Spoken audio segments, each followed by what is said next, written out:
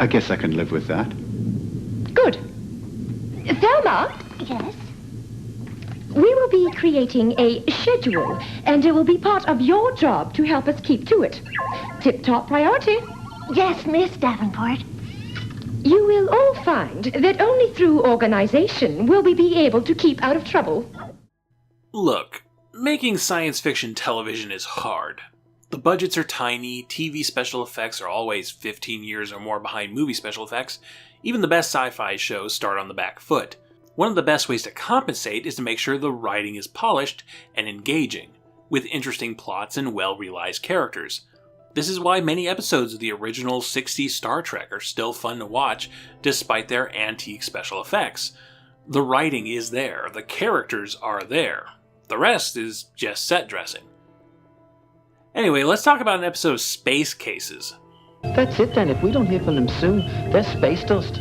They'll probably hold it against us. What, after they're dead? Well, yeah, sure. Not before that, certainly. Pal, if they're dead, they won't care.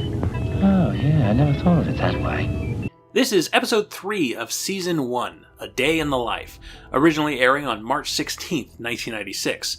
Written by show creators Peter David and Bill Mumy and directed by Oda Haynes, who had also directed a bunch of episodes for Captain Power and the Soldiers of the Future, another fine example of writing against cheesy special effects.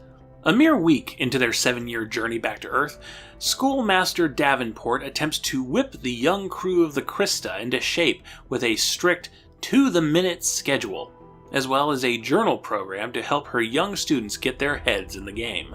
Screen on. Journal of T.J. Davenport, 5th day of our voyage. I am hoping our new schedule will instill discipline in the students. By doing so, I believe it will raise them above their current status as misfit, underachieving space cases, and bring them to a more acceptable level of performance. Even Harlan. Thanks for the thought. However, the ship has unwittingly trespassed into the territory of the Ferna Herna. The two security personnel keeping track of the borders, Jin and Pell, are pretty mellow and bummed that they'll have to blow up this unidentified craft, but orders are orders. Well, we'll have to have them blown up then, don't you agree? Well, normally, yes, but they could be invited intruders. Who ever heard of invited intruders? If they were invited, they wouldn't be intruders. They'd be invitees, and we'd be having them down for drinks and cheesy bits, not blowing them up. Oh, yeah, right. Wait, is that the Lost in Space robot? Aw, that's cute. If you didn't know, Bill Mumy played Will Robinson in Lost in Space, so he probably just has the robot in his garage at all times.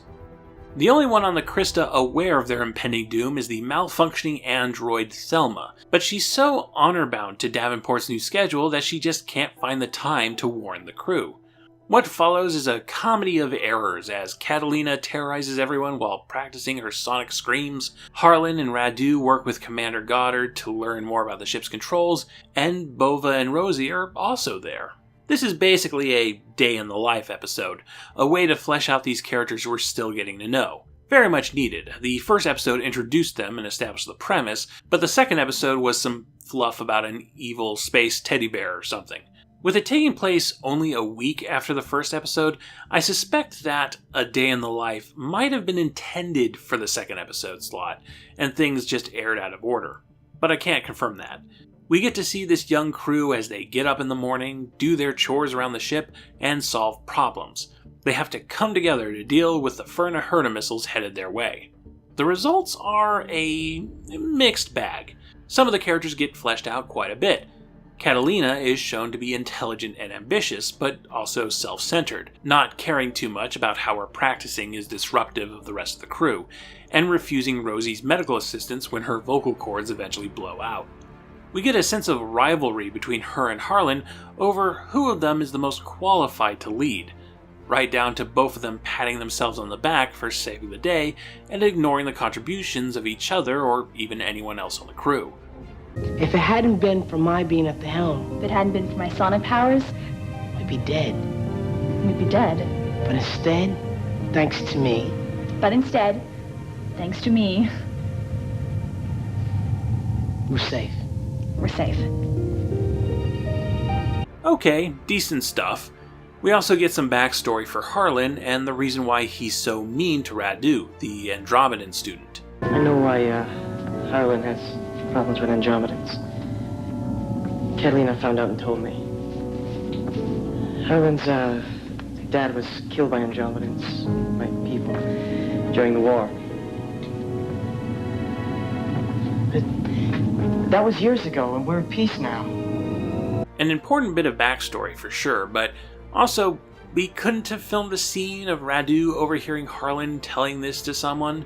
Surely that wouldn't have been harder to film than this scene of Radu talking to himself in the hallway. It might have given Walter Emmanuel Jones a nice acting moment, and you could have Bova be the one Harlan confides in so that Bova has something to do. Rosie, Bova, and Davenport spend the entire climax in the dining room doing absolutely nothing. And this is pretty much the issue with the whole episode. It's fine. It's fine. It's serviceable. It's okay. It's fine. But the ways in which it could have been better feels so obvious. There were plenty of avenues to include Bova and Rosie. There were more dramatic ways to present Harlan's backstory. And none of this would have inflated the budget. It would have been the exact same amount of work. And that doesn't make me confident in this show. I mean, it's a children's space adventure. Your sets look like crap and your CGI is sub-Beast Wars. The writing should be a bit better than C+. There's also this weird half-commitment to Beatles references.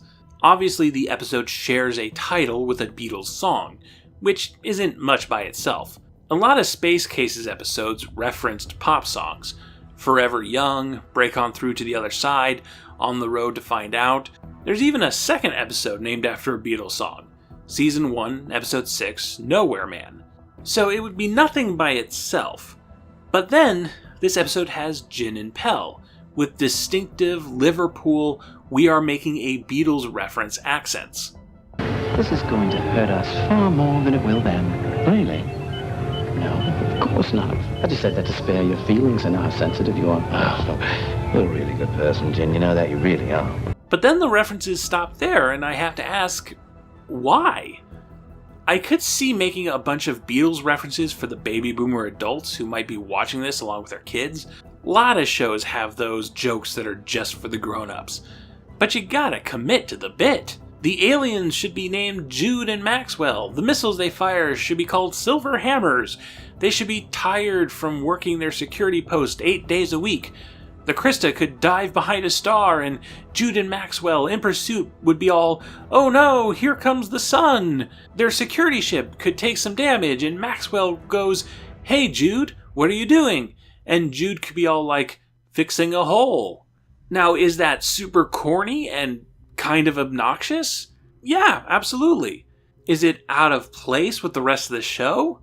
No, absolutely not. Space Cases is a corny show, and when they're corny, I don't want to see them half-assing it. Give me that full ass. Speaking of these two guys, Jin there on the left is played by series creator Bill Mumy, and Pell on the right is played by none other than Mark Hamill. Yes, Luke Skywalker himself. And for promotional sake, that was some good guest casting.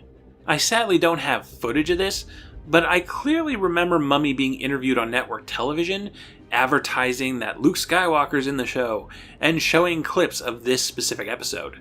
For a moment, it seemed like Space Cases was going to lean into famous sci-fi actors to fill out their supporting cast. You had Bill Mumy himself. He was also the evil kid from that one Twilight Zone episode.